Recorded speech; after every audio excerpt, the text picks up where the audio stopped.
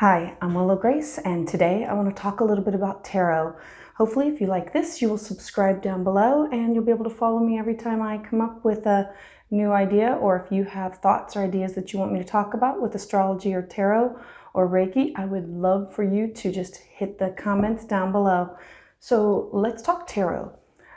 Tarot, when people come into me for the first time and they want a tarot reading, a lot of times they're very scared. They don't understand about it. And so I always sit down with them and take a few minutes to explain exactly what is tarot, what is it made up of, the deck, the everything. So a tarot deck, I have many decks. I have round decks, absolutely love these. I have naughty decks.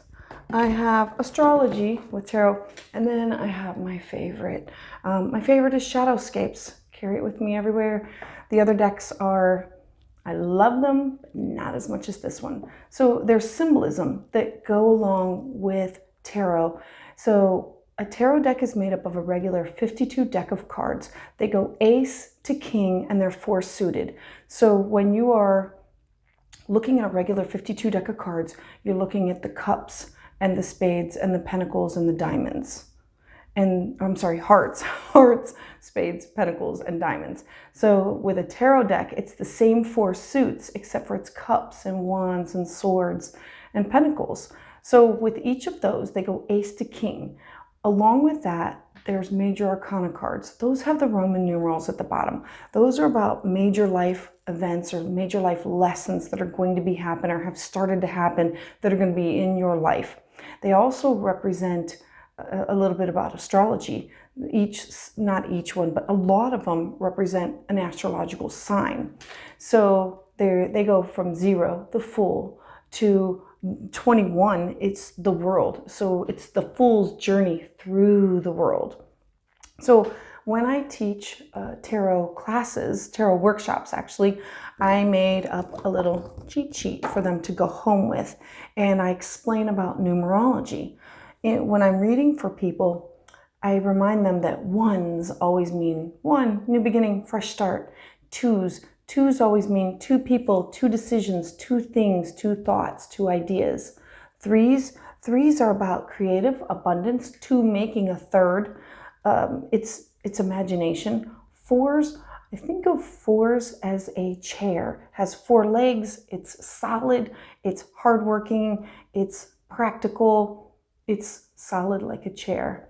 The fives, I always relate to a jack-in-the-box. It's always a surprise. You know, the jack-in-the-box goes around and pop goes the weasel. Well, that's about change. Something is happening that's not as stable. With sixes are family, it's romance, hopeful. The number gets bigger, and so the story changes along with it. Sevens, mystery, planning, thinking. And then eight, I think of it as two solid chairs together. And so very solid number, active, money, power, insight. The nines I equate to like the wedding reception. So we're almost there. It's the dry run before the climax of the 10 being the end. So the nines are, it's almost over. And 10 is the ending. It's the fullness, it's the harvest, it's the completion. It's it's also a 1, because then you add the 0 and the 1 together and it begins back to the beginning to a 1. So I take into consideration that, and I take into consideration what they stand for. Cups always represent spirit, love, emotion. Wands always represent energy, movement, going from one place to another. You can generally look at the picture and get a really good idea of the symbolism of what is it trying to represent. Pentacles are money, house, home. And swords always mean cutting. Cutting is not always a bad thing. It could mean the Two of Swords is the two swords like this, and it's about, I need to make a decision. I need to cut one thing away. It could mean I'm cutting somebody out of my life or cutting something away. It could mean cutting It could mean a surgery. So cutting just means that, a removal of one thing that no longer is needed. Then we go to the king, the queen, and the page and the knight. That represents the young male or young female energy, and the king and the queen. So I go back to what is the symbol in, and what is the energy of a king, the energy of a queen. So along with that, whether it's reversed or straight, that tells me a little bit about the person and where they are.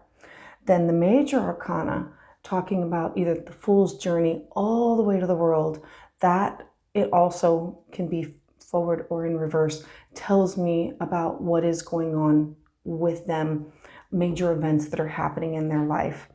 I generally tell people that tarot and astrology are a huge mix together along with numerology. Certain signs represent each of the astrological signs. Also, the air can represent the wands. It represents spring and south. Wands are always cups. Water is always cups. It means the hearts, the vessel, the cauldron. That's what it represents in each of these. So when I look at it, these would be cups. They would be vessels. So in these, it would represent, let me find a cup. No cup. Cups. So another vessel. So along with this, each one represents the four directions, astrology, and the astronomy of the world. I take into consideration all of this when I'm doing a reading for somebody, and I always ask, I tell them, I'm not choosing your cards for you. Your higher power, your spirit guide, your angels, your whatever it is that you believe in helps you divinely pick the cards that you are supposed to receive that message, and to not doubt the message that you're receiving. So after I've explained it, I tell people, if a thought about a person came to mind, that's the person that the card's supposed to represent, or that's the incident that the card is supposed to guide you into. The cards are not for me. The message is for you to understand. So I just deliver. I just read the symbolism that's on the cards to help you understand the message that you're supposed to be receiving. There's another type of cards out there also. They're called oracle cards. Oracle cards, I love these. I don't use them as often as I do my tarot cards, but they are, this one's called the Wisdom of the Hidden Realms. I love it.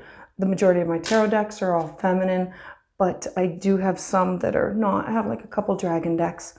The deck of the oracle cards, these cards are not to be read like a regular tarot reading. I kind of consider them like a booster. So you go through and you pull one or two or three, generally one is enough to get the message. And then you pull it out, and that comes along with a book. And then you turn to that page to read about what is it that they want you to understand through this. These are not to be memorized or understand symbolism. Every oracle deck is different. They can come with a different amount of cards. They can come with different symbolism, different stories. They're just that. They're oracle cards for wisdom, to give you a little bit more information that you can use with or without your tarot. With my tarot, I always keep a couple of stones with it. I cleanse my deck with my stones. I know some people cleanse them with either the bells or with smudging them with sage or incense, but everybody's a little bit different. And I tell everybody, whenever you go to a reader, every tarot reader is different. Every reading is completely different. I'm completely okay with people touching my cards. I encourage them.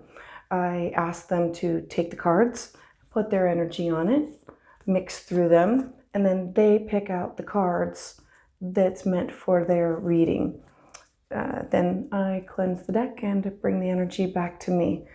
Not everybody works that way. Everybody's a little bit different. So hopefully I've answered all your questions about tarot. If not, believe me, I really want to hear it. Comment down below.